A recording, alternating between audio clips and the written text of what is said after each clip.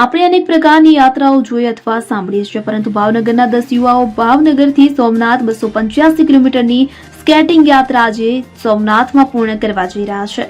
Bhavnagar Lions skating ક્લબના 10 યુવાઓની આ લાંબી યાત્રા આજે પૂર્ણ થશે. તો આ યુવાઓ ભાવનગરથી નીકળી આજે સોમનાથ પહોંચશે. તો વચ્ચે સારા રસ્તાનો હોવા છતાં પણ સ્કેટિંગ દ્વારા આજે સોમનાથ પહોંચી ગયા છે. અને આ યુવાઓનો સંદેશ એટલો જ છે કે આજની યુવા પેઢી મોબાઈલમાં મગ્ન રહે છે અને પારિવારિક જવાબદારીઓથી પણ દૂર થઈ જાય છે. ત્યારે આ સ્કેટિંગ યાત્રા યુવાઓને રમતગમત ક્ષેત્રે પ્રેરણા પૂરી પાડે તે હેતુ છે. આ યાત્રા સમગ્ર યુવા વર્ગને એક અલગ પ્રકારનું અને નવતર સંદેશ આપવા માટેની જ છે. તો લાયન્સ ક્લબના ફોર્સ યુવાનો આજના યુવાઓને એક અનોખી પ્રેરણા પૂરી પાડે છે. જો કે ગુજરાતના રસ્તા સ્કેટિંગ યાત્રા માટે સાનુકૂળ ન હોય તેમ છતાં યુવાઓ વિના વિઘ્ને કોઈ અકસ્માત વગર સોમનાથ પહોંચી રહ્યા છે. ત્યારે આ યાત્રામાં યુવાઓના માતા પિતા, કોચ વગેરે તમામ જરૂરી સુવિધાઓ સાથે આ યુવાઓને પ્રેરણાબળ પૂરું પાડવા માટે સાથે રહ્યા હતા. આજે સોમનાથ પહોંચતાની સાથે જ 10 યુવાઓ ખૂબ જ ગર્વ અનુભવી રહ્યા છે. મારું નામ મકવાણા વિરેન છે. હું લાયન્સ સ્કેટિંગ ક્લબમાં આસિસ્ટન્ટ કોચ તરીકેની ફરજ બજાવું છું.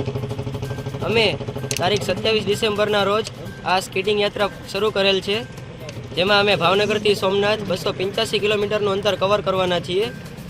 આ સ્કેટિંગ યાત્રા પાછળનો અમારો હેતુ એ જ છે કે આજનો યુવા વર્ગ વ્યસન મુક્ત બને તેમજ સ્પોર્ટ્સ પ્રત્યે આગળ વધે, એ અમારો મુખ્ય હેતુ છે.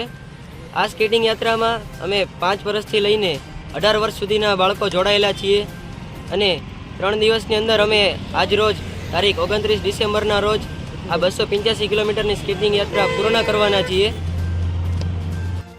હું Pranav Andhariya, lions skating club Bhavnagar.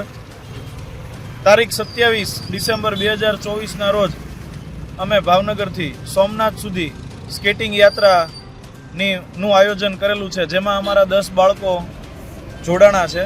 એમના વાલીઓ પણ અમારી સાથે પહેલેથી છેલ્લે સુધી સહકાર આપેલો છે. બાળકોની કેર કરે છે, બાળકો પાછળ મહેનત કરે છે કે બાળકો આ જમાનામાં આટલું જે સાહસ કરવું એ એક અઘરી વસ્તુ છે. અને આ સ્કેટિંગ યાત્રા પાછળનો અમારો હેતુ છે કે બાળકો સ્પોર્ટ્સ પ્રત્યેની અવેરનેસ મળે અને આજના જમાનામાં બાળકો જે મોબાઈલની પાછળ પડેલા છે એ મોબાઈલમાંથી નીકળી અને સ્પોર્ટ્સ પ્રત્યે પોતાની કારકિર્દી બનાવે અને આપણા દેશનું નામ રોશન કરે. આ પહેલાં પણ અમે ભાવનગરથી ભગુડા અને ભાવનગરથી સાળંગપુર સુધીની સ્કેટિંગ યાત્રા પૂર્ણ કરેલ છે.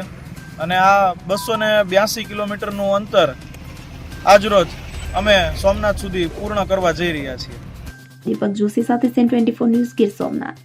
હવે જુઓ દેશ દુનિયાની તમામ ખબરો તમારી આંગળીના ટેરવે.